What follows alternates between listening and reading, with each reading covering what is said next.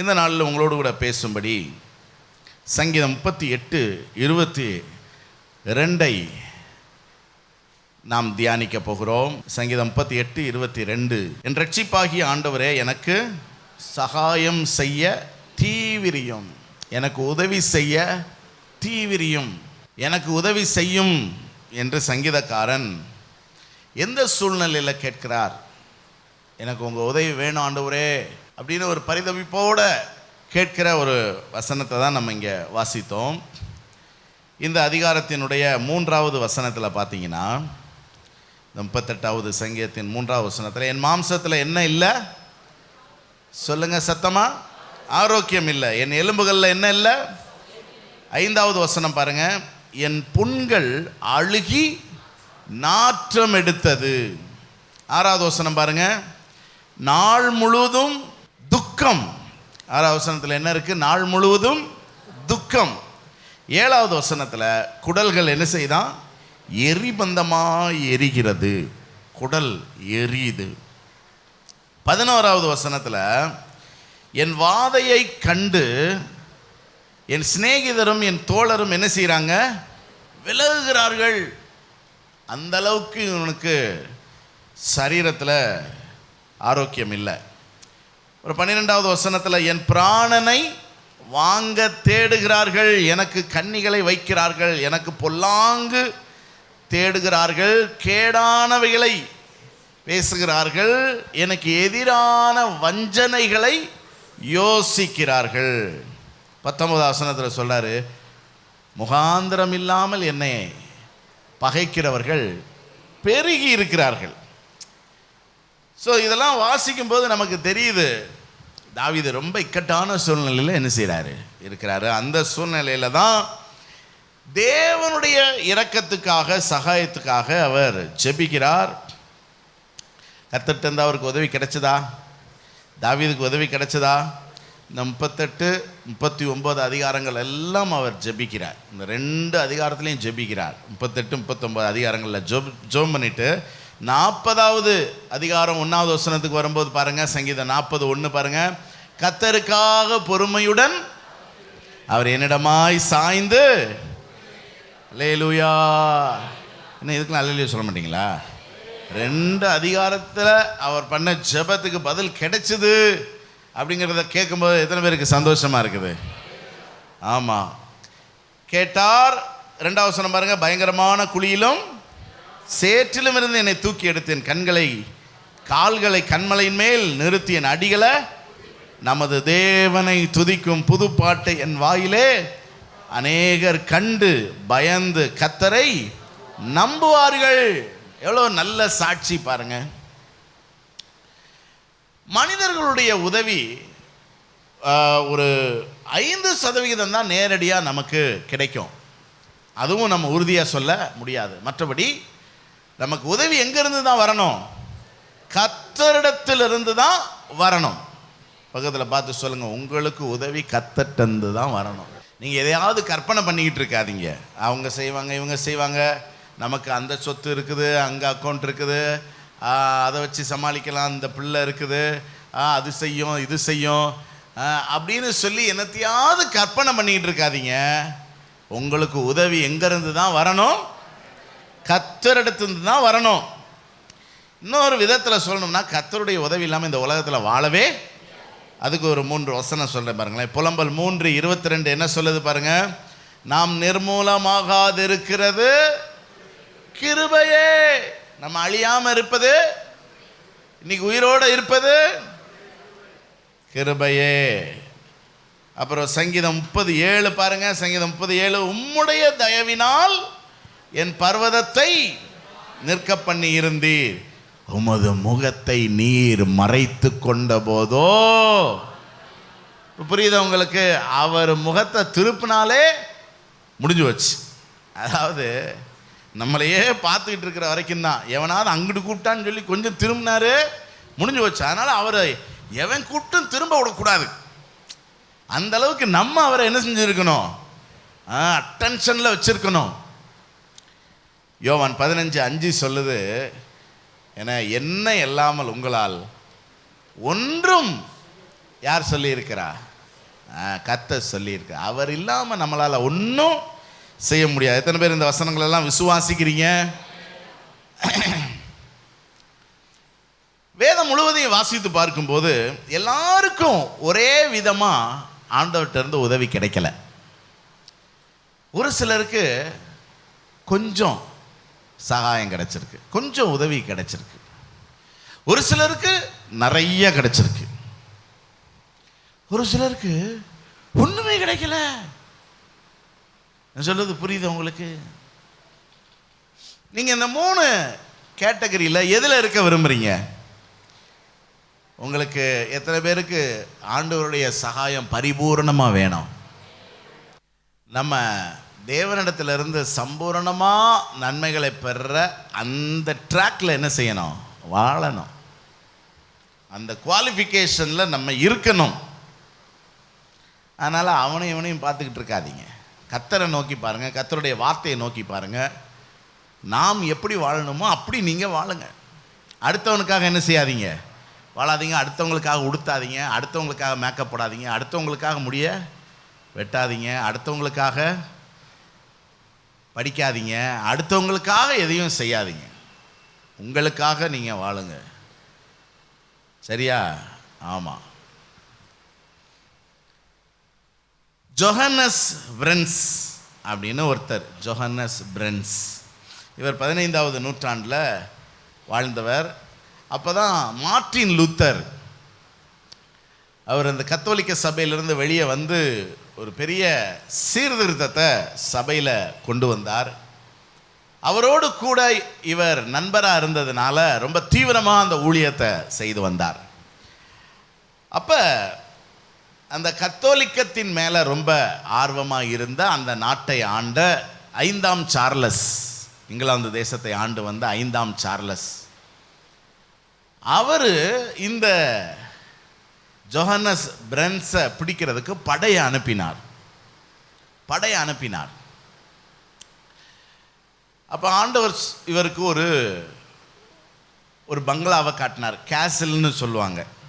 அந்த நாட்களில் மன்னர்கள் குடியிருப்பதற்காக தமிழில் என்ன சொல்லுவாங்க?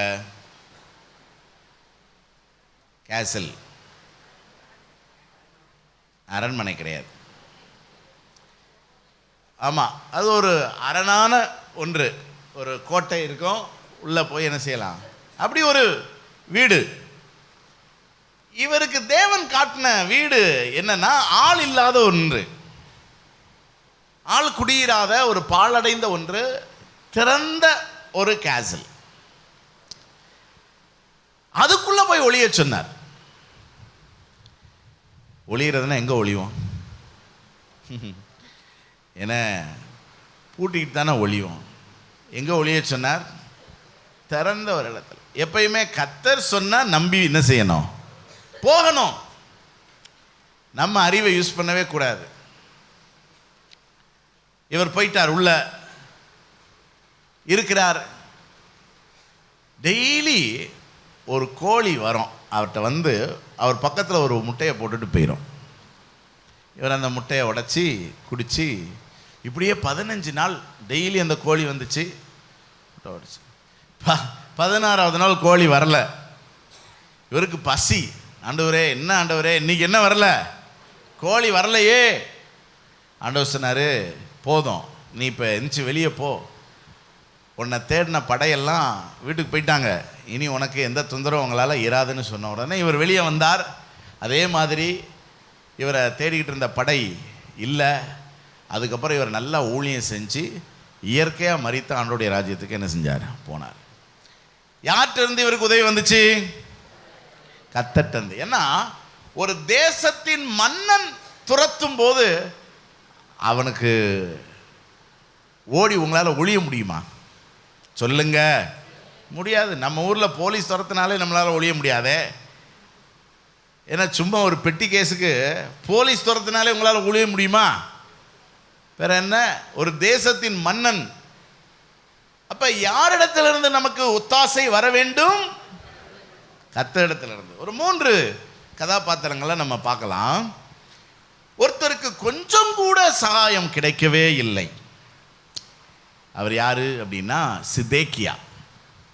யாரு? ஏன் சிதேக்கியாவுக்கு சகாயம் கிடைக்கல? இந்த சிதேக்கியா இஸ்ரவேலை ஆண்ட மன்னர்களில் கடைசியான நபர்.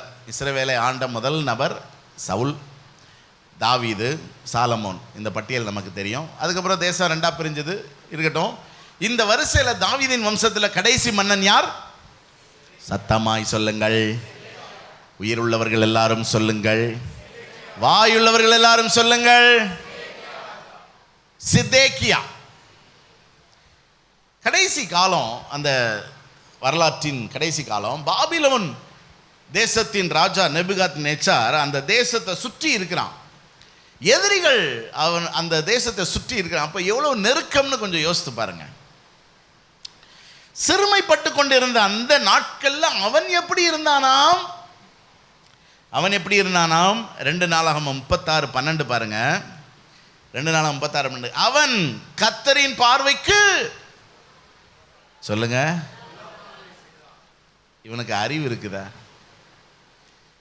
இவனுக்கு எங்க இருந்து தான் உதவி வரணும்? ஏன்னா அவனை சுற்றி எதிரிகள் இருக்கிறாங்க. பலம் வாய்ந்த நேபுகாத்நேச்சார் படையெடுத்து இருக்கிறான். அப்ப இவன் எப்படி இருக்கணும்?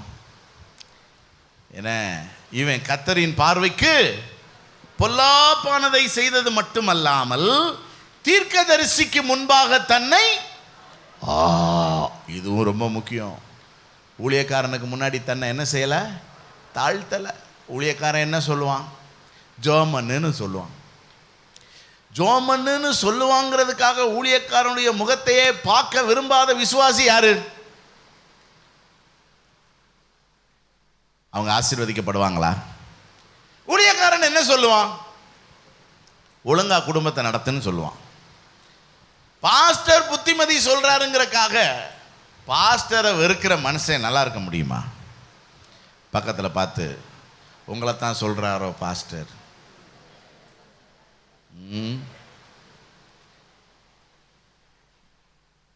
தீர்க்கதரிசி என்ன சொல்லுவாரு? எப்பா கர்த்தருக்கு பயந்து நடப்பா அப்படின்னா, அதுக்காக அவன் தீர்க்கதரிசிகளை வெறுத்தான், பகைத்தான்.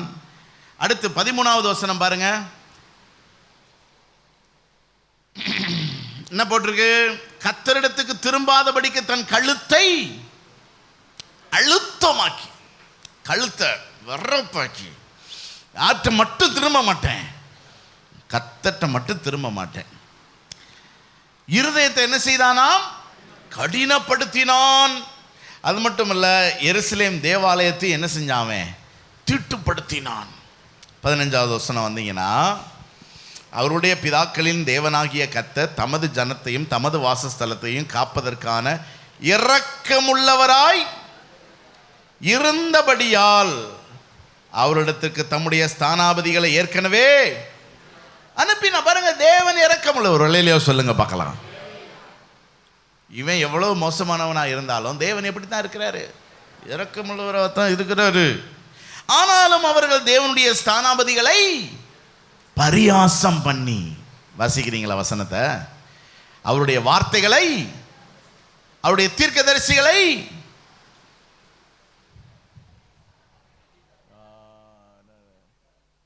ஏன் இது மலையாளத்தில் போட்டிருக்கீங்க? தமிழ் தானா? அப்ப ஏன் வாங்க? அப்படியா? ஜோமன் ஆசீர்வதி ஜோமன் இயேசுவின் நாமத்தில் டச். பாருங்க, தேவன் இவன் இவ்வளவு மோசமானவனா இருந்தாலும் இறக்கப்பட்டு, எங்க தேவனை புரிஞ்சுக்கோங்க. எவ்வளவு ஆண்டவர் இரக்கத்தில் ஐஸ்வர்யம் உள்ளவராக இருந்தா, இவ்வளவு மோசமானவனை ஊதுனா இவன் காஞ்சி போயிடுவான், கருகி போயிடுவான், ஒன்றும் இல்லாமல் போயிடுவான். ஆனால் ஆண்டவர் என்ன செய்கிறாரு? ஃபாலோ பண்ணுறாரு. பாருங்க, ஃபாலோ பண்ணுறாரு. ஸ்தானாபதிகளை பரியாசம் பண்ணாங்க, வார்த்தைகளை அசட்டை பண்ணாங்க, தீர்க்கதரிசிகளை. கர்த்தருடைய கோபம் ஜனத்தின் மேல். கடைசி என்ன போட்டிருக்கு? சகாயம் இல்லாமல் போயிற்று. இந்த இடத்துல நம்ம யாருமே இருக்கக்கூடாதுங்க. தயவுசெய்து இருதயத்தை மட்டும் என்ன செய்யாதீங்க? கடினப்படுத்தாதீங்க. தன் பிழைகளை உணர்கிறவன் யார்? அப்படின்னா யாரும் தன்னுடைய பிள்ளைகளை உணர மாட்டாங்கன்னு வேதம் சொல்லுது. அப்படி இருந்துடாதீங்கன்னு நான் சொல்கிறேன். திரும்ப திரும்ப பாஸ்டர்கிட்டருந்து ஒரு வார்த்தை வருதா, திரும்ப திரும்ப கர்த்தருடைய வார்த்தை வருதா, கொஞ்சம் நம்மகிட்ட ஏதாவது பிரச்சனை இருக்குமோ யோசித்து பாருங்க. இல்லைன்னா பிரச்சனை இல்லை, இருந்தால் திருந்துவோமே, வாழுவோமே. கொஞ்சம் கர்த்தருக்கு என்ன செய்யுங்க, பயப்படுங்க. இவனுக்கு சகாயம் இல்லாமல் போயிடுச்சு. அப்புறம் கொஞ்சம் சகாயம் பெற்ற ஒருத்தர் இருந்தான். அவன் யாருன்னா ரெகோபயாம். யாரு? ரெகோபயாம். 2 நாளாகமம் 12:7 பாருங்க. இந்த ரெகோபயாம் கடைசி பாருங்களேன் என்ன போட்டிருக்கு. அவர்களுக்கு சொல்லுங்க கொஞ்சம் சகாயம், பரிபூரணமான உதவி கிடைக்கல அவனுக்கு. எவ்வளவு உதவி கிடைச்சது? கொஞ்சம். இது போதும்னு நம்ம என்ன செஞ்சிடக்கூடாது, இருந்துடக்கூடாதுங்க. ஏன்னா இவன் நல்லா இல்லை. அந்த கொஞ்சம் சகாயத்தை வச்சு இவன் நல்லா இல்லை. ஏதோ கொஞ்சம் சகாயத்தை வச்சு கொஞ்ச நாள் நம்ம நல்லா இருக்கலாம். ஆனால் நமக்கு இந்த உலகத்துலையும் நல்ல நீண்ட ஆயுசு வேணும், நித்திய ஜீவனையும் நம்ம என்ன செய்யணும், சுதந்திரிக்கணும்ல. அதனால் நமக்கு தேவனிடத்திலிருந்து பரிபூரண நன்மை நமக்கு தேவை. நம்ம எதிர்பார்ப்பு, ஆண்டவரே கொஞ்சம் உதவி செய்யுங்கன்னு எதிர்பார்க்கக்கூடாது. ஆண்டவரே எனக்கு உங்கள்கிட்ட இருந்து என்ன வேணும், பரிபூரண நன்மை, பரிபூரண ஆசீர்வாதம். இவன் பிரச்சனை என்ன அப்படின்னு பார்த்தீங்கன்னா 2 நாளாகமம் 12:1 ராஜ்யத்தை அவன் திடப்படுத்தி பலப்படுத்தி கொண்ட போது அவனும் இஸ்ரவேலர் அனைவரும் கர்த்தருடைய நியாயப்பிரமாணத்தை விட்டு விட்டார்கள். அப்ப பலவீனமாயிருந்த போது இருந்த பக்தி, நாம் பலவீனராக இருந்தோம், துரத்தப்பட்டவர்களாக இருந்தோம், அந்நியராக இருந்தோம், கைவிடப்பட்டவர்களாக இருந்தோம், கலக்கத்தில் இருந்தோம், கஷ்டத்தில் இருந்தோம், நஷ்டத்தில் இருந்தோம். அன்னைக்கு இருந்த அந்த பக்தி, தாழ்மை, உண்மை, என்ன ஒரு இலகின மனசு, தேவன் நம்மளை ஆசீர்வதிச்சதுக்கு அப்புறமும் நம்ம பலப்பட்டதுக்கு அப்புறமும் இருக்கான்னு தேவன் நம்மை சோதித்து பார்க்கிறவராய் இருக்கிறார். பக்கத்தில் இருக்கவங்களை பார்த்து கேளுங்க, நீங்கள் அப்படியே தான் இருக்கிறீங்களான்னு கேளுங்க. எப்படி? பலவீனமாக இருந்தபோது இருந்த தாழ்மை, பலவீனமாக இருந்தபோது நாம் கர்த்தரை தேடின அந்த இருதயம், கஷ்டத்தில் இருந்தபோது, நஷ்டத்தில் இருந்தபோது, உடைந்திருந்த போது நம்ம சபைக்கு காட்டின வைராக்கியம், தேவனுக்காக நம்ம பாராட்டின அன்பு, என்ன பலப்பட்ட போது ஆண்டவர் நம்மை சோதிக்கிற தேவனுங்க. கொஞ்சம் ஆசீர்வாதத்தை கொடுத்து சோதிச்சு பார்ப்பார். ஓவராக ஆடினான்னா ஃபெயில் ஆக்கி டீக்ரேட் பண்ணி விட்டுருவார். சில பேர் ஏன் விழுந்து விழுந்து விழுந்து விழுந்து எந்திரிக்கிறான் அப்படின்னா, ஆண்டவருக்கு ஒன்று புரிஞ்சு வச்சு, இவனை நம்ம இந்த லெவலுக்கு மேலே என்ன செஞ்சிடக்கூடாது, ஆசீர்வச்சிடக்கூடாது. ஆசீர்வச்சா என்ன ஆவான் புரியுதா? இந்த சிதேக்கியா மாதிரி இருதயத்தை கடினமாக்கிடுவான். இவன் இதே நிலையிலே வச்சிருக்கணும்னா இவனுக்கு எவ்வளோ தான் ஆசீர்வாதத்தை கொடுக்கணும்? கொஞ்சம். ஹலோ ப்ரோ, கொஞ்சம் மார்க் எடுக்கிறீங்களா? வாழை கொஞ்சம் சுருட்டி வைங்க. கொஞ்சம்தான் சம்பாதிக்க முடியுதா? வாழை கொஞ்சம் சுருட்டி வைங்க. அதனால் ஆண்டவருக்கு முன்னாடி நம்ம எப்போதும், சவுல் ராஜாவாருக்கு முன்னாடி பார்த்தீங்கன்னா என்ன இப்படியே தான் இருப்பான். சாமுவேலுக்கு முன்னாடி சொல்லுங்க, ஆமாங்கய்யா, இருக்கட்டும்யா, ஐயா வேணாம். அப்புறம் ராஜாவானதுக்கு அப்புறம் என்னையா என்னாச்சு இன்னைக்கு அப்படிங்களாயா அப்படின்னா, யோ என்னையா சும்மா கிடையா. பாருங்க, சவுல்கிட்ட இருந்த பெரிய பிரச்சனை அதுதான். சாமுவேலை பார்க்க போகும்போது இருந்த அந்த பக்தி ராஜாவானதுக்கு அப்புறம் இல்லை. சாமுவேலின் சால்வையை கிழித்தான். சாமுவேலை அசட்டை பண்ணான். சாமுவேலுடைய வார்த்தையை அவன் கேட்கல. ஏன்னா தான் பலப்பட்டவன். நிறைய பேருக்கு இருக்கிற பிரச்சனை தான், பலப்பட்டதுக்கு அப்புறம் மனம் மேட்டிமையாகும். அந்த நிலை மட்டும் நமக்கு வந்துடவே கூடாதுங்க. அந்த நிலை மட்டும் வந்துடவே கூடாது. ஆண்டவர்கிட்ட நம்ம எப்போ போனாலும், ஆண்டவரே நான் பழைய மாதிரி இருக்கிறேனா அப்படின்னு ஆண்டவர்கிட்ட கேட்கணும். ஆண்டவரே கஞ்சி குடித்தப்ப எப்படி நான் தாழ்மையாக நடந்தேன், என்ன எல்லார்ட்டையும் அன்பாக இருந்தேன், எப்படி நான் ஓடி ஓடி தேடினேன், ஜெபம் பண்ணேன், அந்த அந்த பக்தி இருக்கா? காலையில் சோதிச்சு பாருங்க. ஆமாம், அப்படி இல்லைன்னா என்ன? ஒரு அல்லேலூயா சொல்லுங்க பார்க்கலாம். சத்தம் ஒரு அல்லேலூயா சொல்லுங்க பார்க்கலாம். எத்தனை பேருக்கு தேவனுடைய பரிபூரண ஆசீர்வாதம் வேண்டும்? தேவனுடைய பரிபூரண ஆசீர்வாதத்தை பெற்ற ஒருவர் யார் அப்படின்னா தாவீது. இந்த கேரக்டர் யாரு? சங்கீதம் 28:7 பாருங்க.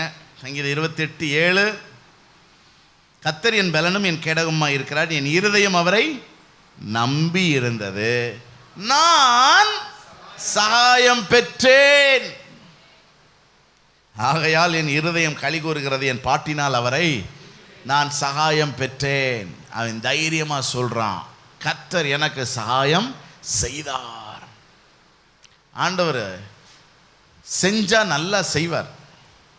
புரியுதா? அந்த இடத்துக்கு நம்ம வரணும். சகாயம்.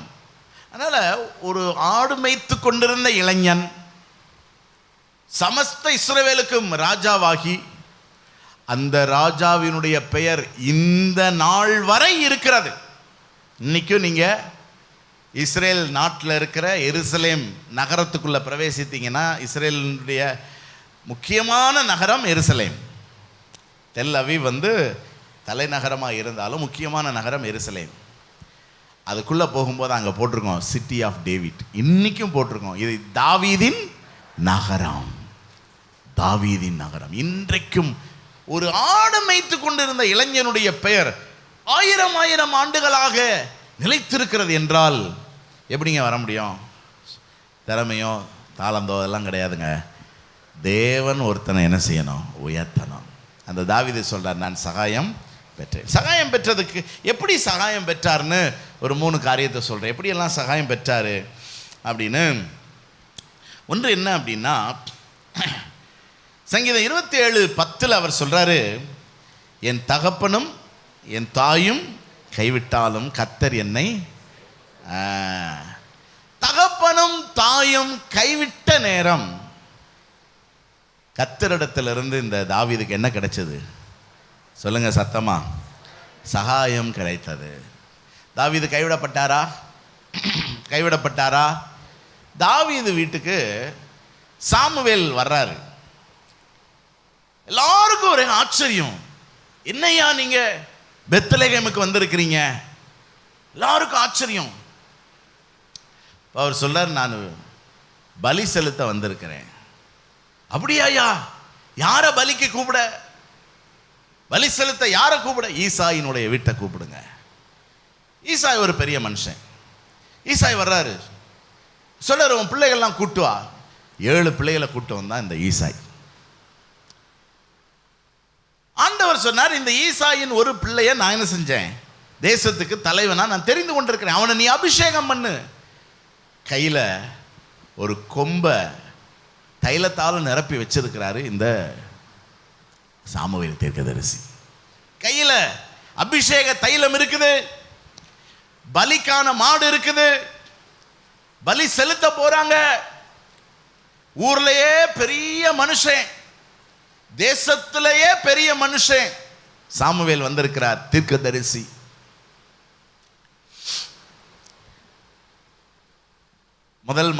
முதல் மகன் வர்றாரு. ஈசாய் தன்னுடைய முதல் மகனை கொண்டு வந்து அறிமுகப்படுத்துறாரு, இவன் தான் என்னுடைய மூத்த மகன். பார்த்தா ஆள் வாட்ட சாட்டமா, அப்படி கர்லிங் ஹேர் வச்சுக்கிட்டு, 6 பேக் வச்சுக்கிட்டு, ஹைட் அண்ட் வெயிட்டா, டிப் டாப்பா, பாடி ஃபிட்டா, அப்படி அட்டென்ஷன்ல நிக்கிறார். உடனே சாமுவேல் நினைக்கிறார், சா இவன் தான் கத்த தெரிந்து கொண்ட மனுஷன், எப்படி ஆண்டவர் வளர்த்து வச்சிருக்கிறார் பாரு, இவன் அபிஷேகம் பண்ணிட வேண்டிதான். தம்பி கொஞ்சம் குனிங்கோ, ரொம்ப ஹைட்டா இருக்கிறீங்க, தலை எட்ட மாட்டேங்குது, கொஞ்சம் குனிங்கோ அப்படின்னு சொன்னபோது கர்த்தர் சொன்னாரு, நீ இவனுடைய முகத்தையும் சரீர வளர்ச்சியையும் பார்க்கிற, நான் மனுஷர் பார்க்கிற பிரகாரமாக பார்க்கிறதில்லை, மனுஷன் முகத்தை பார்க்கிறான், கர்த்தரோ பார்க்கிறார், இவனை நான் புறக்கணித்தேன். அப்படி ஆண்டவரே, குனிஞ்சவன தம்பி நிமிருங்கோ, நிமிர்ந்தான், போங்கோ போயிட்டான், வாங்கோ அடுத்தவன், அவன் இவனுக்கு வேணா ஒரு 5% கம்மியா இருக்கான், ஆனாலும் ஃபிட்டா இருக்கான். ஆண்டவரே, இவன் 5% தான் குறைவாக இருக்கிறான், இவனை ரொம்ப குனிய சொல்ல வேண்டியதில்லை, தம்பி கொஞ்சமா குனிங்கோ. குனிஞ்சான். ஆண்டவர் சொன்னார், இல்லை நிமிருங்கோ போங்கோ. 7 பேரையும் ஆண்டவர் சொன்னார், நான் புறக்கணித்தேன். ஈசாயை பார்த்தான், ஈசாய் சாமுவேலை பார்த்தார். ஈசாயை பார்க்க சாமுவேலை பார்க்க, என்னையா என்னையா 7 பிள்ளைகள் அவ்வளோதானா? அவ்வளோதான். ஒருத்தன் மட்டும் எங்கள் குடும்பத்தில் இருக்கிற ஆடெல்லாம் மேய்ச்சிக்கிட்டு இருக்கிறாயா, அவனை கூப்பிட்டு விட்டோம்னா ஆடுகள் மெனக்கெட்டு போகும், பிஸ்னஸை யார் பார்க்க? அதனால் நாங்கள் பொதுவாக எந்த விசேஷத்துக்கும் அவனை என்ன செய்ய மாட்டோம், சேர்த்துக்கிட மாட்டோம். அவனும் கொஞ்சம் அநியாயத்துக்கு நல்லவே, ஒன்றும் எதிர்பார்க்க மாட்டான். எங்கள் வீட்டில் என்ன நீங்கள் மட்டும் போகிறீங்க, நீங்கள் மட்டும் கொண்டாடுறீங்க, நீங்கள் மட்டும் டூர் போடுறீங்க அப்படின்னு எதிர்பார்க்க மாட்டான். ஒரு அடிமை மாதிரி என்ன சொன்னாலும் கேட்பான். ஒருத்தன் காட்டில் இருக்கிறான், எங்கே ஒருத்தன் நல்லவனாக இருக்கிறாங்கிறதுக்காக அவனை இப்படியா அசிங்கப்படுத்துறது? தகப்பனும் தாயும் கைவிட்டாலும் அதைத்தான் தாவீது நினைச்சு பார்க்கிறார். அதனால சில நேரங்களில் நமக்கு தகப்பன் தாயினுடைய அன்பு கிடைக்காமல் போகலாம், அவங்க நமக்கு தர வேண்டிய சொத்து நமக்கு தராமல் போகலாம், அவங்க நமக்கு செய்ய வேண்டிய கடமைகளை செய்யாமல் போகலாம். சில நேரங்கள் அவர்கள் நம்மை அசட்டை பண்ணலாம், நம்மை மறக்கலாம், நம்மை கைவிடலாம், நம்மை யாரென்றே தெரியாது என்று கூட என்ன செய்யலாம், சொல்லலாம். ஆனால் கர்த்தர் நம்மை சேர்த்து கொள்ளுகிற தேவனாக இருக்கிறார். நமக்கு உதவி எங்கிருந்து வரும்? யார்கிட்ட உதவி எதிர்பார்க்கணும்? கர்த்தர்ட்ட இருந்து நம்ம உதவி என்ன செய்யணும், எதிர்பார்க்கணும். ஒரு நல்ல தகப்பனும் தாயும் இருக்கிறாங்கன்னா சந்தோஷம், அதுக்காக நீங்கள் கர்த்தருக்கு நன்றி செலுத்துங்க. ஆனால் உங்களுடைய கண்கள் யாரை எதிர்பார்க்க வேண்டும்? ரொம்ப சின்ன பிள்ளைகளாக இருந்தால் நான் சொல்கிறது உங்களுக்கு விளங்காது, அதனால் இந்த செய்தி உங்களுக்கு இல்லை. ஆனால் விளங்குச்சுன்னா புரிஞ்சுக்கோங்க, உங்கள் கண்கள் யாரை நோக்கி இருக்க வேண்டும்? நிறையா நேரம் நமக்கு தகப்பன் தாயின் இடத்துல மனக்குறை ஏற்பட்டு விடுகிறது. அவங்க எனக்கு அதை செய்யலை, எதை செய்யலை, அதை வாங்கி கொடுக்கல, இதை வாங்கி கொடுக்கல, ஒரே முறுமுறுப்பு, சண்டை, போராட்டம், மூஞ்சிலே குத்தணும். யாரை நோக்கிப்பார்? கர்த்தரை நோக்கிப்பார்.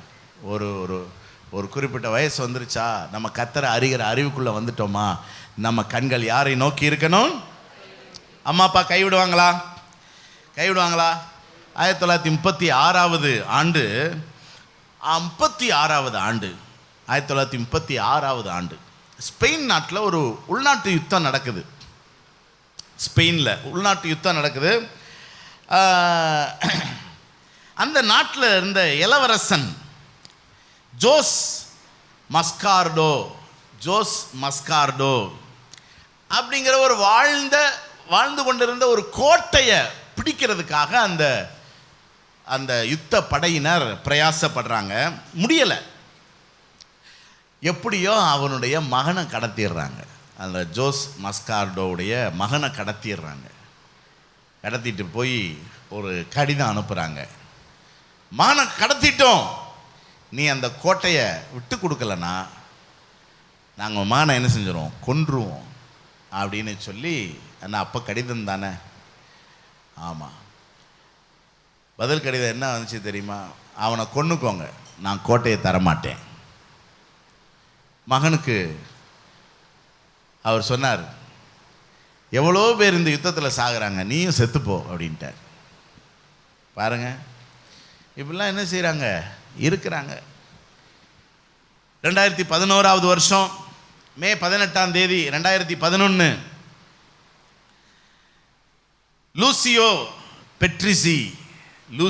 பெட்ரிசி அப்படிங்கிற ஒரு ப்ரொஃபஸர், அவர் தன்னுடைய கல்லூரியில் பேராசிரியர், விரிவுரையாளர். அன்னைக்கு அந்த அவருடைய குழந்தைய அவர் தான் கவனிக்க வேண்டிய ஒரு கட்டாயம்.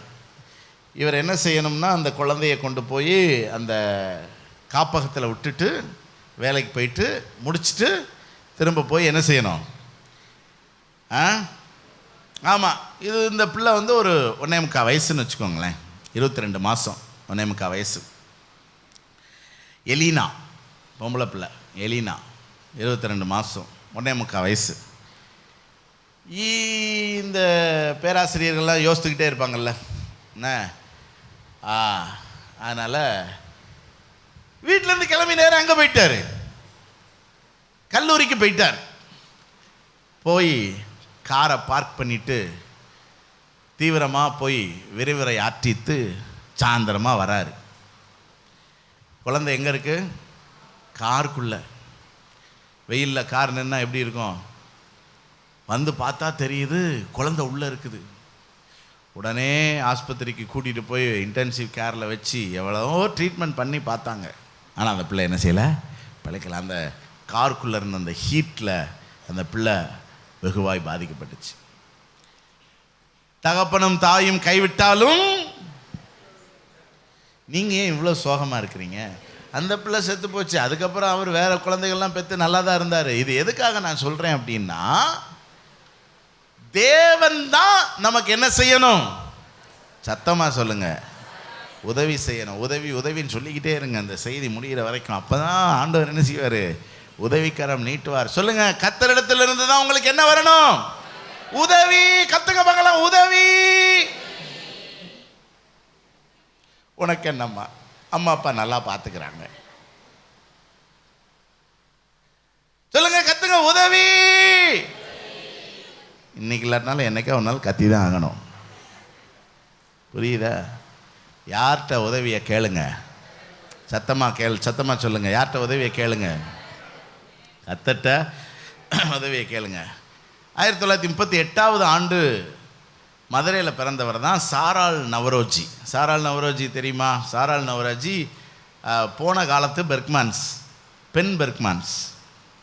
ஆமாம், எப்படி இந்த காலத்தில் தந்தை பெர்க்மேன்ஸ் அவர்கள் நல்லா பாடல்களை இயற்றி ஜனங்களை நல்ல தெய்வீகத்துக்குள்ளே, அதாவது பாடல் யாருனாலும் ஏற்றி பாடலாம், ஆனால் அதன் மூலம் சபை கட்டப்படுகிற ஒரு அனுபவம் இருக்குதுல்ல, தேவ ராஜ்யம் வளருகிற ஒரு அனுபவம் இருக்குல்ல, அதில் இந்த காலத்தில் தந்தை பெர்க்மேன்ஸ், இதுக்கு முந்தின காலத்தில் சாராள் நவரோஜி அவர்கள். இவங்க 1960 ரட்சிக்கப்பட்டு ஊழியத்துக்கு வந்துட்டாங்க. கல்யாணம் பண்ணாமலே ஊழியம் செய்யணும்னு ஒரு பிரதிஷ்டையில் ஊழியம் செஞ்சுக்கிட்டு இருக்கும்போது இவங்க ஒரு முறை சிலோனுக்கு அழைக்கப்பட்டாங்க. அப்போ சென்னையில் தான் ஊழியம். சென்னையிலேருந்து புறப்பட்டு இங்கே ராமேஸ்வரம் வரணும். இங்கேருந்து தான் அவங்க எங்கே போகிறாங்க? இலங்கைக்கு போகிறாங்க. ஸோ ரயிலில் ரயில் நிலையத்தில் இவங்க அம்மா இங்கே மதுரையிலேருந்து நான் உன்னைய ஆசிரிச்சு அனுப்புகிறேன், ஜோம் பண்ணி அனுப்புகிறேன்னு சொல்லியிருக்கிறாங்க. இவங்களும் தனியாக தானே இருக்கிறாங்க, கல்யாணம் பண்ணல. நான் சொல்கிறது வயசானதுக்கப்புறம் இல்லை, சின்ன வயசில். அதனால் அம்மாவை தேடி இந்த இந்த இந்த நவரோஜி அம்மா ரயில்வே ஸ்டேஷனில் உட்கார்ந்துருக்குது.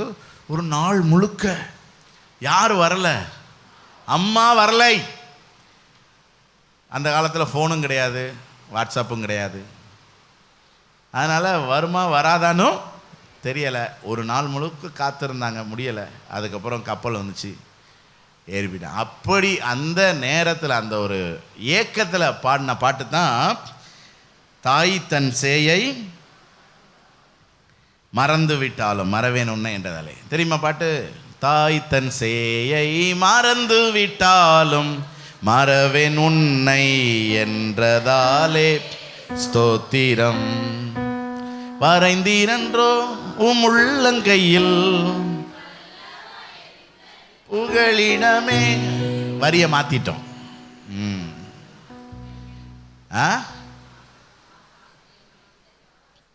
காது கொஞ்சம் டம்மி.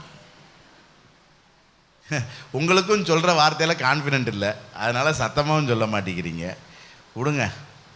ஆமாம், நம்ம வரியை மறந்துட்டோம். அந்த அம்மா மகளை என்ன செஞ்சிருச்சு? மறந்துருச்சு. ஸோ இப்படி நம்ம பிள்ளைகளை மறக்கிற விஷயங்கள் இருக்கத்தானே செய்யுது. அதனால் தாவீதை அவனுடைய தகப்பனும் தாயும் கைவிட்ட நேரத்தில் தேவனுடைய சகாயம் தான் அவர் என்ன செஞ்சது? நடத்துச்சு. ரெண்டாவது, சங்கீதம் 41:8 தீரா வியாதி அவனை பிடித்து கொண்டது, படுக்கையில் இருக்கிற அவன் இனி எழுந்திருப்பதில்லை. தீரா வியாதி. வியாதி நேரத்தில் தாவீதுக்கு யார் உதவி செய்தார்? கர்த்தர் உதவி செய்தார். அதாவது தாவீதினுடைய வாழ்க்கையில் என்னவெல்லாம் நடந்திருக்குங்கிறத ரொம்ப டீட்டெயில்டாக வேதத்தில் நம்ம என்ன செய்யலாம்? அறிந்து கொள்ளலாம். ஏன்னா அவனு எழுதின சங்கீதங்கள் நிறையா இருக்கிறதுனால அவன் நிறையா விஷயங்களை புலம்பி இருப்பார். அது நமக்கு நல்ல ஒரு தொகுப்பாக இருக்குது. அப்போ இவனுக்கு பயங்கரமான வியாதி வந்திருக்குது. அதை பற்றி அவர் எழுதுகிறாரு. ஆனால் அந்த வியாதியில் தாவீது மரித்தாரா?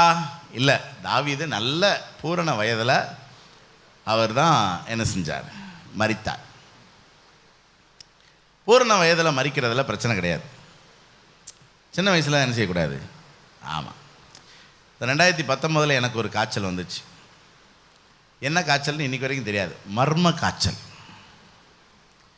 சில நேரம் இந்த டிவிலெலாம் போடுவாங்கள்ல, மர்ம காய்ச்சலுக்கு வாலிபர் பலி அப்படின்னு. எனக்கு அடிக்கடி இந்த மாதிரி நியூஸ் எல்லாம் கேட்கும்போது அப்படி தான் வரும். எனக்கு ஒரு நாள் நியூஸ் போட்டிருக்கணும், மர்ம காய்ச்சலுக்கு மத போதகர் பலி. எனக்கு நல்லா ஞாபகம் இருக்குது. ஒரு 2-3 நாள் எனக்கு சுயநினைவு இல்லை. அதுவும் நினைவு வரும் போகும். ஆனால் சீக்வன்ஸாக என்ன நடக்குன்னு நமக்கு தெரியாது. ஒரு நாளாக நடுராத்திரி எந்திரிச்சு சத்தம் போட்டுக்கிட்டு இருக்கேன். உடனே அந்த சீனியர் ஸ்டாஃப் வந்துட்டார். என்ன பண்ணுறீங்க வேலை? நமக்கு இங்கே வேலை பார்த்த அந்த இதில் அங்கேயும் என்ன பண்ணுறீங்க வேலை? ஒருத்தர் கூட என்னை கவனிக்கிறதுக்கு ஆளே இல்லை. அப்படி இப்படின்னு என்னென்னமோ நான் பேசுகிறேன். சார் இங்கே ஒரு நர்ஸ் போட்டிருக்கோம் சார், இந்த இவங்க கவனிச்சுக்கிட்டு தான் இருக்கேன். எங்கே கவனிக்கிறாங்க? இங்கே இல்லை. ஆள் நம்மகிட்ட ஏதாவது இருக்கா பாருங்க, என்ன வேலை பார்க்குறீங்க அப்படின்னு நான் மிரட்டிக்கிட்டு இருக்கேன். கொஞ்சம் நேரம் கழித்து தான் எனக்கு ஒரு நினைவு வந்துச்சு. இது இரவு 12:30 மணி.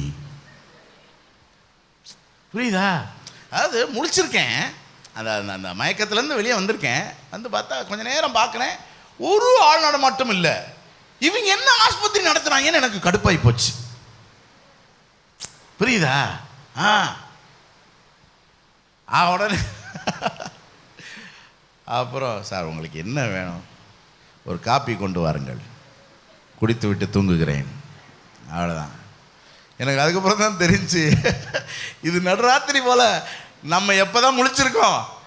நடுராத்திரி தான் முழிச்சிருக்கோம் நம்ம.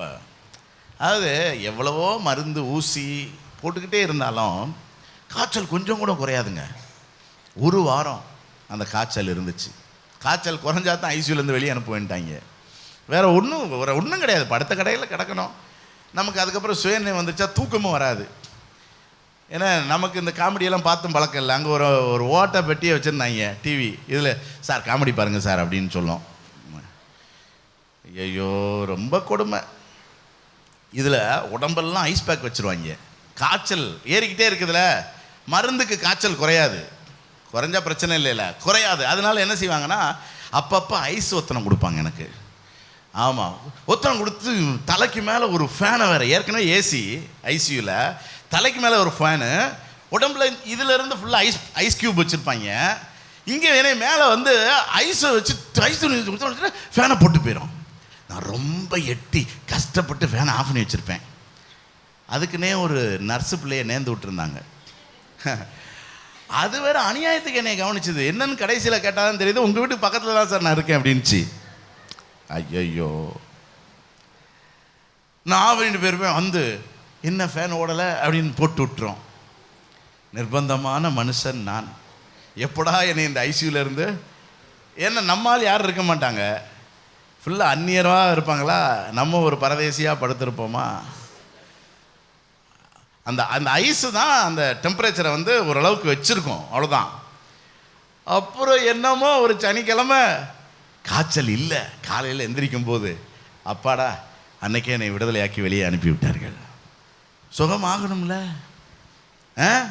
அதாவது 30,000 வியாதி இருக்குதான், வெறும் 1453 மருந்து தான் இருக்கான். 30,000 வியாதிக்கு எத்தனை மருந்து? 1453 மருந்து. அப்போ 30,000 வியாதிக்கு இத்தனை மருந்தை தான் மாற்றி மாற்றி என்ன செய்யறான், சும்மா எழுதுறது.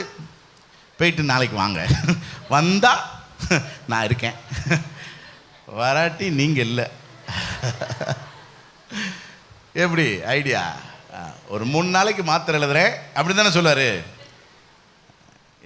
போட்டு பாருங்க, என்னத்தையோ போடுறோம், சுகமாக்குகிறவர் கர்த்தர்.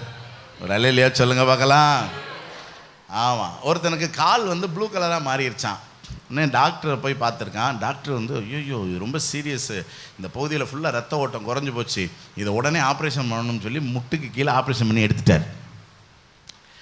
அவனும் போய் நல்ல நேரம், சரியான நேரம் ஆஸ்பத்திரி போனதுனால டாக்டர் என்ன செஞ்சிட்டாரு, இல்லாட்டினா அந்த அந்த ப்ளூ அப்படியே மேலே பரவி உயிருக்கே பெரிய ஆபத்து அப்படின்லாம் பேசிட்டு இருக்கான்.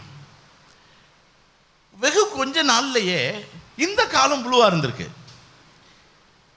அந்த டாக்டர்கிட்ட பொண்ணு ஐயோ இந்த காலுக்கும் பரவிருச்சு, உடனே ஆப்ரேஷன் பண்ணணும்னோடனே இவங்க வேறு டாக்டர்கிட்ட போயிருக்காங்க. ஒரு நல்ல வயசான டாக்டர்கிட்ட போய் சொல்லியிருக்காங்க, இந்த மாதிரி ப்ளூவாக இருந்துச்சு டாக்டர், நான் டாக்டர் ஆப்ரேஷன் பண்ணார், இப்போ இந்த காலம் ப்ளூ ஆகுது அப்படின்னோடனே அவர் சமீபத்தில் ஏதாவது லுங்கி மாற்றுனீங்களா அப்படின்னு கேட்டிருக்காரு.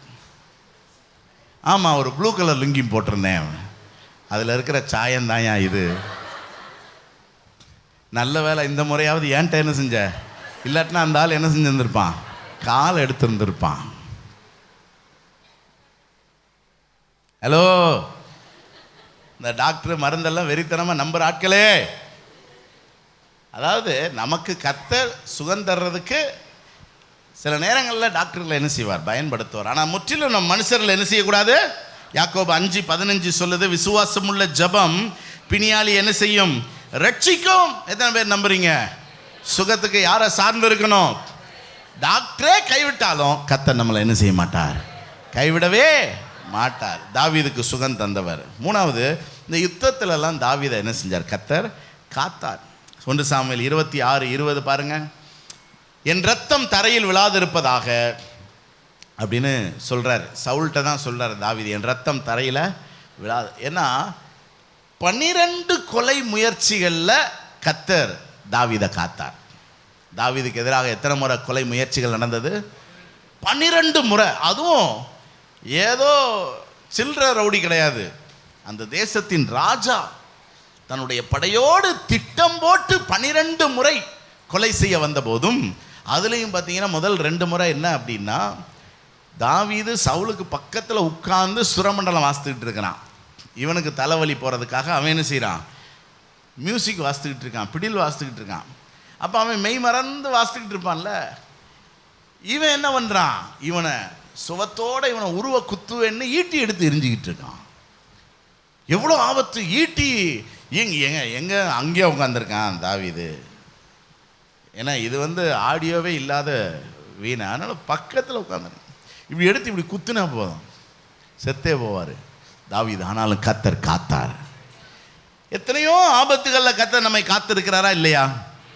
சத்தமாக சொல்லுங்க. ஆமாம், இந்த 3 அனுபவமும் நமக்கும் இருக்குது. தகப்பனும் தாயும் கைவிட்ட போது ஆண்டவருடைய உதவி, வியாதி நேரத்தில் கர்த்தருடைய உதவி, எத்தனையோ விபத்துக்கள் ஆபத்துகளில் கர்த்தருடைய உதவி. யாருக்கு இந்த பரிபூர்ண நன்மை கிடைக்கும்? தாவீதுக்கு கிடைத்த அந்த சம்பூர்ண யாருக்கு கிடைக்கும்னா, தாவீதுக்கு இருந்த ஒரு 3 குவாலிஃபிகேஷன் சொல்கிறேன் பாருங்கள். 1, அவன் தேவன் மேலே வாஞ்சையாக இருந்தான். சங்கீதம் 42:1 பாருங்கள். இங்கே 42:1, மானானது நீரோடைகளை வாஞ்சித்து கதறுவது போல என் ஆத்துமா உம்மை வாஞ்சித்து கதறுகிறது என் ஆத்துமா தேவன் மேல், ஜீவனுள்ள தேவன் மேலேயே தாகமாக இருக்கிறது. நான் எப்பொழுது தேவனுடைய சந்நிதியில். பாருங்க, கர்த்தர் மேல நமக்கு ஒரு வாஞ்சை இருந்தால் ஆண்டவருடைய ஆலயத்தை நேசிப்போம். ஆலயத்தை நேசித்தா சபையை ஊழியரை நேசிப்போம். ஊழியரை நேசித்தா சபையின் தரிசனத்தை நம்ம என்ன செய்வோம்? நேசிப்போம். இதுதான் தேவன் மேலே நம்ம வாஞ்சையாக இருக்கிற ஒரு அனுபவம். எத்தனை பேர் ஞாயிற்றுக்கிழமைனா சந்தோஷமாக இருக்கிறீங்க? ஏன் கறி எடுத்து சாப்பிட்றக்கா, லீவு விடுவாங்க நல்லா தூங்குறக்கா, துணி துவைக்கிறக்கா? ஞாயிற்றுக்கிழமைனா ஆலயத்துக்கு போகிறதுக்காக சந்தோஷமாக இருக்கிறவங்க ஒரு அல்லேலூயா சொல்லுங்க பார்க்கலாம். இந்த தாவீது கிட்டத்தட்ட 190 கிலோமீட்டர் தூரத்தில் இருக்கிறான். அப்சலோமுக்கு விலகி இவன் எருசலேமை விட்டு எர்மோன் மலையில் ஒளிஞ்சிருக்கிறான். 190 கிலோமீட்டர் தூரம். எருசலேமுக்கு என்ன செய்ய முடியாது? ஆலயத்துக்கு என்ன செய்ய முடியாது? வர முடியாதுன்னா ரொம்ப ஈஸியில் பாச ஊருக்கு போயிட்டோம். சோத்திரம். அப்படியா? வேற என்னத்தை சொல்ல? ஊருக்கு போயிட்டோம். என்னத்தை சொல்ல? இப்போ பாச சிவகாசி வரைக்கும் போயிருந்தோம்னா நான் என்ன சொல்லுவேன் அடுத்து? சிவகாசி தானே, என்னையா ஊருக்கு போயிட்டோம். அப்படியா? ஆனால் இவன் வேற வழி இல்லை, போயிட்டான். ஆனால் அவனுடைய இருதயம் எங்கே இருக்குது? ஆலயத்தில். அதனால அவன் புலம்புறான், ஐயோ வர முடியாமல் போச்சே. எத்தனை பேருக்கு ஆலயத்தின் மேலே வாஞ்சை இருக்கிறது? ஏன் ஆராதனைக்கு வரணும்? லூக்கா 17:15 பாருங்க. அவர்களில் ஒருவன் 10 குஷ்டரோகிகள் இயேசுநாதர்ட்ட ஜெபம் பண்ணுறாங்க. 10 பேரையும் ஆண்டவர் சுகமாக்கிட்டாரு. அவர்களில் ஒருவன் ஆரோக்கியமானதை கண்டு திரும்பி வந்து உரத்த சத்தத்தோடு தேவனை மகிமைப்படுத்தி அவருடைய பாதத்திற்கே முகங்குப்புற விழுந்து அவருக்கு வாங்க பின்னாடியே வாங்க, அவனுக்கு என்ன செஞ்சானா? ஸ்தோத்திரம் செலுத்தினான். இப்போ எதுக்கு ஆலயத்துக்கு வர்றோம்? நன்றி சொல்ல. அந்த வாரம் முழுசும் ஆண்டவர் காத்தாரா? அந்த வாரம் முழுசும் நடத்தினாரா? வாரம் முழுசும் தேவைகளை சந்தித்தாரா? வாரம் முழுசும் சுகம் தந்தாரா? வாரம் முழுசும் நம்மளை சந்தோஷமாக பார்த்துக்கிட்டாரா? அப்போ ஆலயத்துக்கு எதுக்கு வரோம்? நன்றி சொல்ல வாரம். நன்றி. எத்தனை பேர் ஆண்டவருடைய சமூகத்தில் நன்றியாக இருக்கிறீங்க? நன்றியாக இருக்கணும். ஏன்னா நன்றி இல்லாதவர்களாக நம்ம என்ன செய்யக்கூடாது? இருக்கக்கூடாது. பாஸ்டருக்கும் எப்படி இருக்கணும்? நன்றியாக இருக்கணும். ஆண்டவருக்கு நன்றியாக இருக்கணும். ஆண்டவருக்கு நன்றியாக இருக்கிறத எப்படி காட்டுறோம்? ஆலயத்துக்கு வர்றதுனால. ஆண்டவருக்கு நன்றியாக இருக்கிறவங்கள ஒரு அல்லேலூயா சொல்லுங்க பார்க்கலாம். ஆலயத்துக்கு வர்றதுனால. ஆலயத்துக்கு வர்றது ஒரு நன்றி உணர்வு, வெளிப்பாடு. நன்றியை வெளிப்படுத்துகிறதுனுடைய பிரதிபலிப்பு தான் என்னது? ஆலயத்துக்கு வர்றது. என்ன? ஆமாம், சிலர்லாம் நம்ம சபைக்கு தூரத்தில் இருந்தெல்லாம் வர்றாங்க. நன்றி உணர்வு என்ன? ஆமாம், சரி. அல்லேலூயா. ஒரு விசுவாசிக்கு நாய் கடிச்சிருச்சு. அந்த வாலிபன் பாஸ்டர்கிட்ட சொன்ன உடனே பாஸ்டர் சொன்னார், எப்பா உடனே போய் ஊசி போடு, அப்படி இல்லைன்னா நீயும் நாய் மாதிரி குறைச்சி மற்றவங்களாம் கடிக்க ஆரம்பிச்சிருவ, அதனால் ரொம்ப ஆபத்து, கண்டிப்பாக ஊசி போட்டுருந்தார். இவன் தீவிரமான விசுவாசி, அது மருந்தெடுக்காத விசுவாசி. அதனால் அவன் சோமனிட்டு வீட்டில் இருந்துக்கிட்டான். அப்புறம் ஒரு 2 வாரம் கழித்து தான் பார்த்தாரு பாஸ்டர், எப்பா ஊசி போட்டியா அப்படின்னாரு. இல்லை பாஸ்டர், நான் கர்த்தரை நம்புகிறேன், கர்த்தர் எனக்கு நிச்சயம் சுகம் தருவார்னு எனக்கு ஒரு விசுவாசம் இருக்குது. நான் ஆராதிக்கிற தேவனை தப்புவிக்க வல்லவர், தப்புவியாமல் போனாலும் நீர் சொன்ன ஊசியை நான் போட மாட்டேன் அப்படின்னானா. இவருக்கு என்னத்தை சொல்ல, பாக்கெட்டில் ஏதோ ஒரு பேப்பர் வச்சுருந்தான். இது என்னப்பா? ஒரு வேளை நாய் மாதிரி நான் மாறி கடிக்க ஆரம்பித்தா யாரெல்லாம் கடிக்கலான்னு ஒரு லிஸ்ட்டு போட்டு வச்சுருக்கேன் பாஸ்டர் அப்படின்னு. இவருக்கு ரொம்ப ஆர்வமாக போச்சு. கொண்டாப்பா அந்த லிஸ்ட்டை பார்ப்போம் அப்படின்னு பார்த்தவர் மயங்கி விழுந்துட்டார். ஏன்னா பேரே யாரு தான்? இந்த ரகசியம் பெரியது. நீங்க எத்தனை பேர் பாஸ்டர் முதல் லிஸ்ட்ல எழுதி வச்சிருக்கிறீங்க?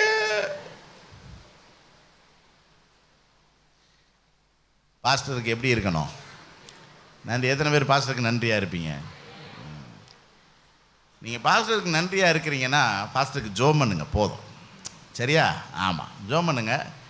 பாஸ்டரை பற்றி யாராவது குறை சொன்னால் கேட்காதீங்க. அப்படியா இருந்துட்டு போகுது, அப்படி விட்டுருங்க. நமக்கு டிரைவர் வண்டி ஓட்டணுமா வேண்டாமா? நீங்கள் பஸ்ஸை விட்டு வீராப்பில் இறங்குனீங்கன்னா பஸ்ஸு போயிட்டே தான் இருக்கும். நம்ம நடு ரோட்டில் என்ன செய்ய வேண்டியதான்? நிற்க வேண்டியதான். புரியுதா? நம்ம பரலோகம் போய் சேரணும். பாஸ்டர் பஸ்ஸை ஒழுங்காக ஓட்டுறாரா? பேசாமல் உட்காந்துக்கிட்டு போயிட்டே இருக்கணும். சத்தியம் புரிந்தவர்கள் ஒரு அலையிலையா சொல்லுங்க பார்க்கலாம். பாஸ்டர் பிடிக்கலன்னு இறங்குனீங்க, நடு ரோட்டில் தான் நிற்கணும். என்ன சொல்கிறீங்க? அடுத்த பஸ் வருமா? ஏத்தாதுல அவன் பஸ்ஸு ஃபுல்லாக தான் எல்லாம் வந்துக்கிட்டு இருக்குன்னு. நீங்கள் போகிறதுக்குன்னு பரலோகம் போகிறதுக்குன்னு ஆண்டவர் நேர்ந்து விட்ட பஸ் எது தான்? போக வேண்டிதான். நாங்கள் உங்களுக்கு ரொம்ப நன்றியாக என்ன செய்கிறோம் இருக்கிறோம். எங்களால் இயன்ற அளவு உங்களுக்கு நாங்கள் ஊழியம் செய்கிறோம். உங்கள் மேலே அன்பாக இருக்கிறோம். உங்களுக்காக நாங்கள் ஜெபிக்கிறோம். உங்களுக்கு ஆலோசனை சொல்கிறோம். எங்களால் முடிந்த அளவு பண்ணுறோம். சில நேரங்களில் உங்களை சந்திக்க முடியாத ஒரு நிலை, உங்கள்கிட்ட பேச முடியாத நிலை அப்படின்னா மனுஷர் தானே, ஆவியா. திடீர்னு நடுராத்திரி உங்கள் வீட்டில் நீங்கள்லாம் பூட்டிட்டு தூங்கும்போது நான் உள்ளே வந்து லைட்டை போட்டு உங்களுக்கு சமாதானம் அப்படின்னு சொல்கிற ஒரு வரத்தை தாங்க ஆண்டவரேன்னு கேட்டுக்கிட்டு இருக்கேன். ஆனால் நல்லதில்லை, அதெல்லாம் நல்லதில்லைல. நாங்கள் சொல்லாமல் வீட்டுக்கு வந்தாலே இந்த அக்கா நைட்டியை போட்டுட்டு பண்ணுற அந்த ஐயோ பாஸ்டர் வந்துட்டாரா, நாங்கள் ஃபோன் பண்ணிட்டு வந்திருந்தா கொஞ்சம் அதுக்கேற்ற மாதிரி ட்ரெஸ் பண்ணி வீட்டை கொஞ்சம் அப்படி இப்படி ஒதுக்கி விட்டு நம்ம உட்காரக்கு ஒரு இடத்த ரெடி பண்ணி வச்சுருப்போம். மற்றபடி வீடு இப்படி இருக்கும். இந்த கேட்டுக்கு நான் ஏசுநாதர் பூட்டின வீட்டுக்குள்ளே வந்த மாதிரி நான் வந்தேன்னா நல்லா இருக்காதுல்ல. மனுஷன் ஒரு நாளைக்கு விசிட்டிங்னு கிளம்புனா 2 வீடு தான் பார்க்க முடியும். அங்கே சில பேர்கிட்ட பேசிக்கிட்டு போவோம். போதா குறைக்கு நிறையா பொறுப்புகள். நம்ம சபை வளர்கிற சபை, நம்ம ஊரை நேசிக்கிறோம், தேசத்தை நேசிக்கிறோம். என்ன சொல்கிறீங்க? அதனால் என்னால் முடிஞ்ச அளவுக்கு, அதனால தான் செக்ஷன் லீடர்களை இப்போ என்ன செஞ்சுருக்கோம் போட்டிருக்கோம். உங்களை சந்திச்சுட்டு என்னை சந்திச்சிட்டேன்னு சொல்கிறாங்க. நீங்கள் என்னெல்லாம் செஞ்சீங்க, பேசுனீங்க, காப்பி டீ கொடுத்தீங்க, எல்லாத்தையும் என்கிட்ட என்ன செஞ்சிடுறாங்க சொல்லிடுறாங்க. நானும் இவங்களை சந்தித்தா இப்படி பேசுங்க, இவங்க இப்படி இருப்பாங்க பார்த்துக்கோங்க அப்படின்லாம் சொல்லி கொஞ்சம் எல்லாத்தையும் நான் அதுதான் இப்போதைக்கு இருக்கிற ஒரு ஏற்பாடு. இதை தாண்டி நீங்கள் எங்கள் வீட்டுக்கு வாங்கன்னு சொன்னால் என்ன செய்வேன்? வருவேன். இப்படி தான் நம்ம போய்கிட்டு இருக்கோம். மற்றபடி உங்கள் யார் மேலே எங்களுக்கு எந்த மனக்குறையும் இல்லை. நம்புகிறவங்க மாத்திரம் ஒரு அலையிலையா சொல்லுங்க பார்க்கலாம். நிறைய பேருக்கு நம்ப முடியலை, இருந்துட்டு போகுது. ஆனால் உண்மை அதுதான். ஏன்னா உங்களை விட்டால் எனக்கு யார் இருக்கா, என்னை விட்டால் உங்களுக்கும் யாரும் இல்லை. அவருக்கு நம்மளை விட்டாலும் நமக்கு அவரை விட்டாலும். அதனால் நன்றியாக மட்டும் இருப்போம். அதாவது நமக்கு 1008 தேவை இருக்கும், 1008 மனக்குறை இருக்கும். ஆனாலும் சில காரியங்கள் சந்திக்கப்படுதா இல்லையா? தேவனுக்கு நன்றியாக இருங்க. பாஸ்டருக்கு, 3வது பெற்றோருக்கு நன்றியாக இருங்க. யாருக்கு நன்றியாக இருங்க? பெத்துட்டா அப்படி இல்லை, அதுக்கொசரம் எப்படி இருங்க. மற்றபடி அவங்க உங்களுக்கு என்ன செஞ்சாங்க அதெல்லாம் யோசிக்க வேண்டாம். என்ன பெற்று வளர்த்துருக்குறாங்க. எங்கே வளர்ந்தவங்கெல்லாம் ஒரு அழிலையா சொல்லுங்க பார்க்கலாம். நீங்களா வளர்ந்தீங்களா? ஏதோ நமக்கு போட்டாங்க. ஏன்னா அதனால தான் நம்ம என்ன செஞ்சுருக்கோம், வளர்ந்துருக்கோம். அவங்க சத்துக்கு அவங்க என்ன முடியுமோ அதை செஞ்சாங்க. இப்போ நான் ஏற்கனவே பாஸ்டர் புராணம் பேசினேன்ல, அதே தான் இதுவும். உங்கள் பெற்றோர் என்ன கடவுளா? நீங்கள் கேட்குறதெல்லாம் செய்கிறதுக்கு இல்லை. அவங்க பாவம், அவங்க சத்துக்கு என்ன முடியுமோ அதை செஞ்சாங்க. அதுலேயும் சில ஒழுங்கற்ற தகப்பன் தாய் இருக்கிற குடும்பங்களும் இருக்கிறாங்க. அது அவங்களுடைய பலவீனம். ஏன்னா அதெல்லாம் நம்ம என்ன செய்ய முடியாது. ஆனால் நம்மளால் முடிஞ்ச அளவு பெற்றோருக்கு எப்படி இருக்கணும், நன்றி. தேவன் இதை பார்க்குறாருங்க.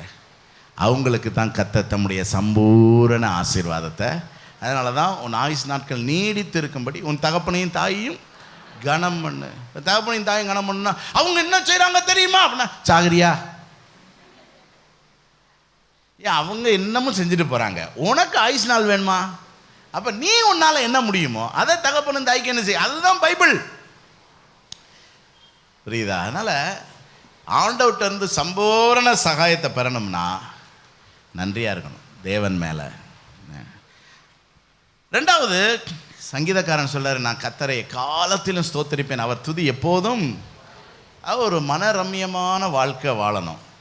என்ன இது நான் என்ன மாதிரி அடிப்படையில் சொல்கிறேன்னா, கூலாக இருங்க. பக்கத்தில் லேசாக தொட்டு பாருங்க, கூலாக இருக்காங்களா சூடாக இருக்காங்களா? சூடாக இருந்தால் நல்லது, உயிரோடு இருக்காங்கன்னு அர்த்தம். அதாவது பாடி குளிந்துடக்கூடாது. என்ன, ஆனால் நம்ம மனநிலை எப்படி இருக்கணும்? கூலாக இருக்கணும். பாடி சூடாக இருந்தாலும் மாடி கூலாக இருக்கணும். புரியுதா?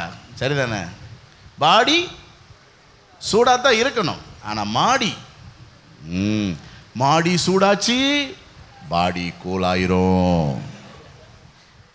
ஏன்னா அதனால் லைஃப்பை ரொம்ப ஈஸி ஆக்குங்க. ஈஸி ஆக்குங்கிறது இங்கே மனநிலை தான். எதையும் நீங்கள் பெருசாக எடுக்கலைன்னா பெருசு கிடையாது. ஏன்னா தாவீதுக்கு இல்லாத பிரச்சனையா? ஆனால் தாவீது ஒரு கூல் பர்சன். ரைட்டு, பார்ப்போம், போவோம், ஓடுவோம், யுத்தம் பண்ணுவோம், கர்த்தர் இருக்கிறாரு, பார்த்துக்கிடுவார். அப்படியே என்ன சொல்கிறீங்க? ஆமாம்.